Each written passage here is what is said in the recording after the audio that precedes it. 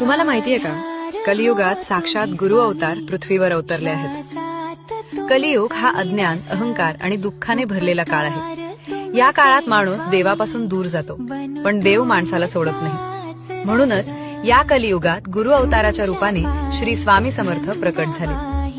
श्री स्वामी समर्थ हे भगवान दत्तात्रेयांचे चतुर्थ अवतार मानले जातात. ते कोणत्याही एका जाती, धर्म किंवा प्रदेशापुरते मर्यादित नव्हते. त्यांचा एकच संदेश होता, भिवू नकोस, मी तुझ्या पाठीशी आहे. स्वामी समर्थांनी अक्कलकोट हे आपल्या लीलेचे केंद्र बनवले. तेथे त्यांनी अनेक चमत्कार केले, रोग्यांना आरोग्य दिले, गरिबांना आधार दिला आणि भक्तांच्या जीवनातील अंधार दूर केला. स्वामी समर्थ हे राजाला जसे गुरु होते, तसेच भिकाऱ्यालाही होते. त्यांना बाह्य पूजेपेक्षा अंतःकरणातील श्रद्धा अधिक प्रिय होती. ते नेहमी सांगत, कर्म करा, अहंकार सोडा आणि माझ्यावर विश्वास ठेवा.